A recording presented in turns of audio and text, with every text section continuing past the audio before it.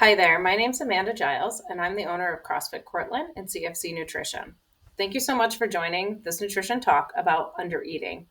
More specifically, we're going to dive into the three signs you may be undereating and explain why eating less is not always the best option for reaching your health and wellness goals. Our nutrition program is powered by Healthy Steps Nutrition. And at Healthy Steps Nutrition and CFC Nutrition, we believe something as fundamental as nutrition should not be complicated. This is why we focus on simple habit-based approach to help you reach your goals one step at a time. Healthy Steps Nutrition has helped over 35,000 people around the world take control of their health. Right here at CFC Nutrition, we've helped over 100 people. And here are some of the incredible stories that have taken place right here in our gym. We had Keith that joined us for 3 months and lost over 45 pounds. We had Jill that lost 2 pounds and was down body fat of 0.8 in just 28 days. Fran, also in just 28 days, lost 3.3 pounds and continued on with our one-on-one coaching and is seeing phenomenal results. I had a client walk into my office and tell me about her weight loss journey that has resulted in lackluster results. During the conversation, I learned that she's been battling with her weight since her early to late teens. She had tried any and all diets, including fad diets, restrictive eating, counting calories, shakes, and anything you could think of. Over the years, her weight has shown some yo-yoing, but ultimately insignificant weight loss. She finally took a big breath after explaining all the diets when she asked, "I feel terrible, but I'm eating less and doing all the things I have been told to do to lose weight, but I'm still not losing weight. What am I missing? What am I doing wrong?" This frustration is the weight loss journey is not unique. This happens all the time. Diet culture tells us to eat less to lose weight, oftentimes promoting diet plans that are less than 1,000 calories a day. So today, I want to walk you through the signs you may not be eating enough and the reason why eating less is not always the best path for reaching your goals. I'd like to start by explaining a few basics when it comes to our metabolism and the energy balance. To understand why so many people struggle to lose weight and keep it off when eating less. Have you heard of the saying, calorie in is calorie out? This is a general rule that if we take in more energy in the form of calories than we expend, we will gain weight. The opposite is also true. If we take in less energy than we expend, then we will lose weight. So you may be wondering, if this rule is true, then why is eating less not always the answer? Well, it turns out that many factors will influence and simplify the equation. I want to begin by explaining some of the factors that may alter intake. First is your appetite. As obvious as it may seem, your appetite is affected by hormones. Leptin is a hormone produced by our fat tissues that signal to our brains that we are feeling full. Ghrelin is released in the stomach, which is called our hunger hormone, to tell us we are hungry. This is important because when we drastically decrease our calorie intake, it affects our body's hormones. Ghrelin will shoot up, which makes us feel hungry all the time. Think about the last time you were feeling really hungry. How hard was it to stick to a healthy eating and stay away from fast food and treats? Where hormones play a big role in influencing intake, there are many factors, including your environment.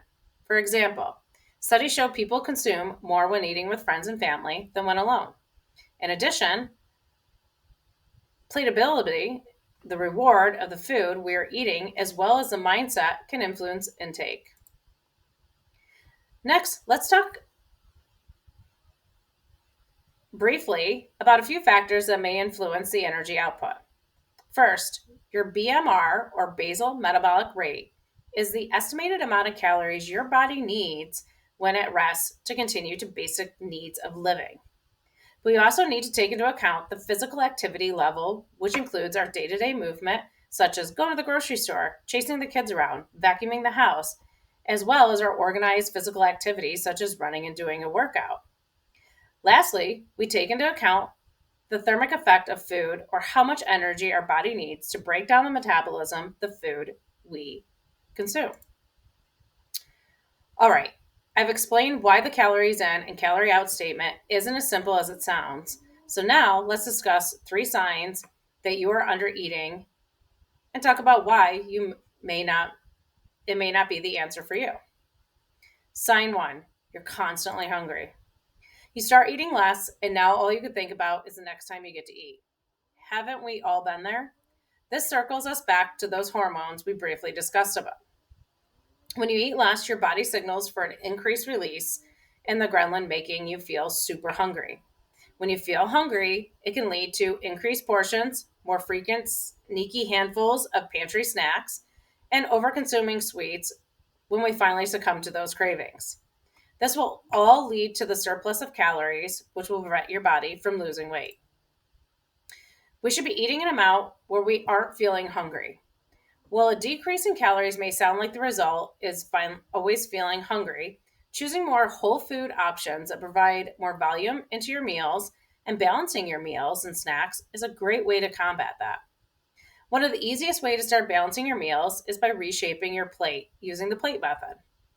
You should fill your half your plate with non-starchy vegetables, one-fourth of your plate with lean protein, and one-fourth of your plate with starchy carbs with a healthy amount of fat. Here are a few pro tips. 1. Eat your veggies and protein first, leaving your starchy carbs last. 2. Remove distractions such as TV or phones from your meal and snack time. Eat mindfully. Set a timer and take 20 minutes to enjoy your meal. Put your fork down between your bites. Sign 2. You're moody. You know what comes from being hungry all the time, feeling hangry?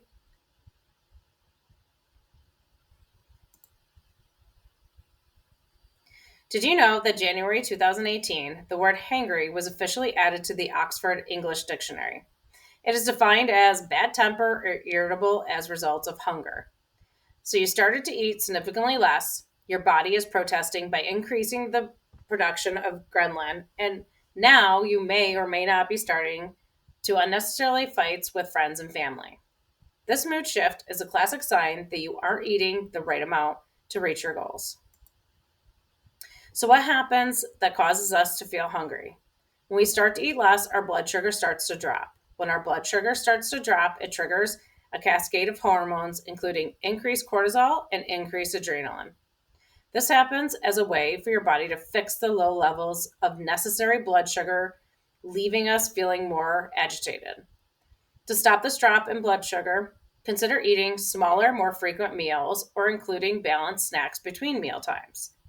This will help to stabilize your blood sugar and keep you from feeling hangry. Sign 3 is sleep and stress issues. Let's start with sleep. You've likely heard a lot about how sleep deprivation has been found to lead to insulin resistance and weight gain. But did you know that undereating while following strict dietary patterns can also interrupt your quality of sleep? One small study followed by 10 young women dieting for 4 weeks, they found these study participants had difficulty falling asleep and less overall deep sleep. Another study found that the starvation level calorie restricted led to reduction in slow wave sleep or that deep sleep just mentioned. This can definitely alter your stress.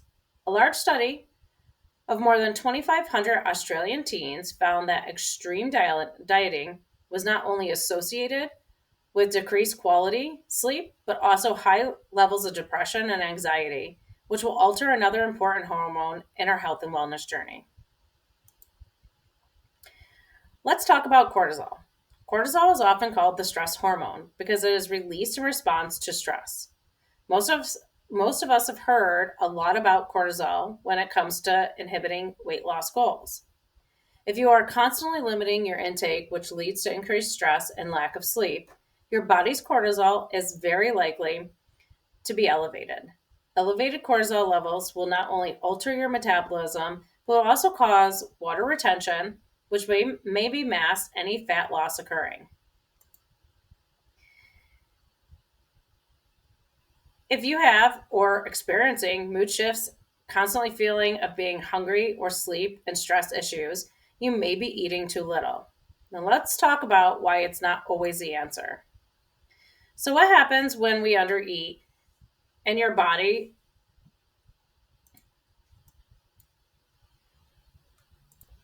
doesn't get the energy it needs? Well, initially, the body will use fat stores for energy, and that is how people begin to lose weight. But over time, the body will adjust to the caloric intake or deficiency under eating, and metabolism will slow down.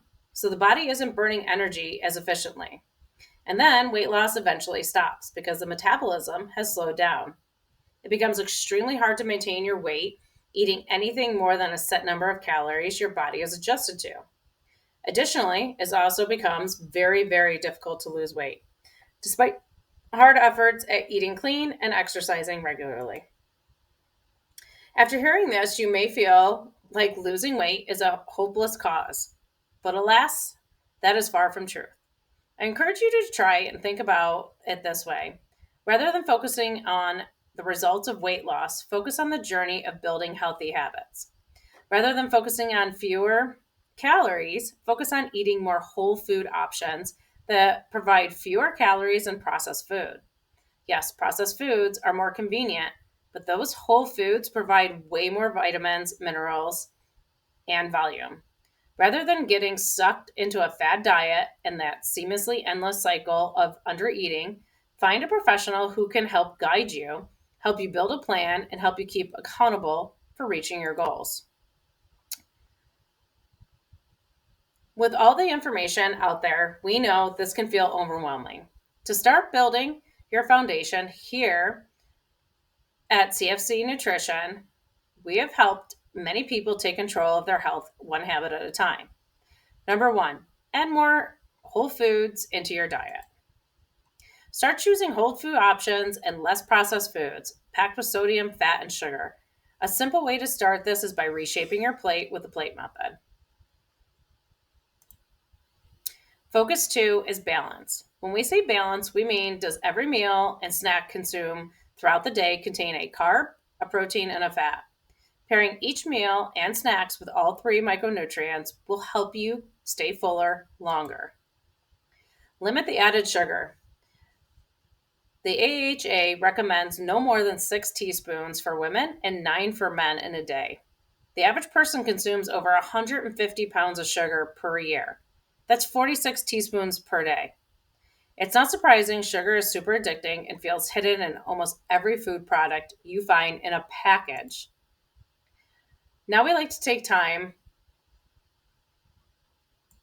to explain fueling around your workout to gain muscle, lose fat, increase energy, and really any health and fitness goal is important.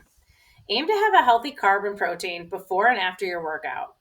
If you don't put gas into your car, you wouldn't expect it to get you anywhere, would you? Then don't run your body on E. My favorite pre workout fuel is an apple and maybe an egg muffin. I also love to use the Potential Power protein shake with an apple or banana and some Brazil nuts before my workout. I will also follow that up with 2 eggs and 4 to 5 egg whites with spinach and maybe some home fries after my workouts to fuel. What if you don't like veggies? I've heard this so many times, and maybe you feel this way. But I want to challenge you and ask what if you just have to find the way you like them? Roasting your veggies are nice crunch around the mushy veggies, adding good seasoning for a flavor you can be excited for, and even finding ways to sneak them into recipes, such as smoothies, is an easy way to get your veggies in. I love adding spinach into my smoothie. You can't even taste it. And bam, I have my healthy portions for the day. You may be asking, where should I start? That's a good question. I want you to start with one thing at a time. Maybe it's something you already have in mind, or maybe it's one of those things we discussed today. But the best and fastest way to reach your goal is to work one on one with a nutrition coach to build an individualized plan just for you. Are you looking to break the cycle of eating too little and start building healthy habits for reaching your goals? Here's the deal. There's never a perfect time to get started. There's always something that will come in the way. You have to make the commitment to yourself. It's simple, not easy, but we're here to help you. If you were thinking this all sounds great, but don't even know where to start or really just need someone to help create the plan that's realistic for you and to keep you accountable, we would love to help you. Here at CFC Nutrition, we use a focus on habit-based approach to create an individualized plan just for you. We work together utilizing our many tools and resources to build your nutrition foundation to create a sustainable plan. Along with other tools and resources, we know how important support and accountability is when it comes to our long-term goals, which is why we'd be there to help guide you and tweak the plan every step of the way. By scanning the QR code, you can jump into our 28-day nutrition challenge, which gets you started. It's going to be 28 days of us going through healthy habits and building a safe, reliable, and sustainable program for yourself. The challenge starts on February 2nd, so get scanned and signed up so you can get your first one-on-one meeting, which includes an in-body scan that will tell us what your basal rate is so that we can have an idea of how much calories you should be taking in. Our nutrition program is backed by Healthy Steps Nutrition. And here's some more of those stories that I talked about earlier. We have Rick that's lost 7 pounds and dropped 1% of his BMI in just 28 days. He continued to go on to continue one-on-one coaching for a year and is doing phenomenal. He's seeing increase in the gym and progression in his health from what he's eating.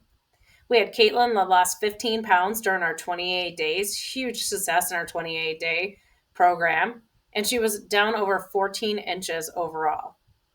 We also had Alex that gained muscle. That was her goal, was to gain muscle, and she did a phenomenal job. In 28 days, she went from 79.6 to 83.6 in her muscle gain. Remember, today we discussed the signs you may be eating too little, as well as why it's not always the answer. If you are ready to understand the best way for you to reach your goals, now's the time to take control of your health and work with a professional to help you find the best balanced foods and the right amounts.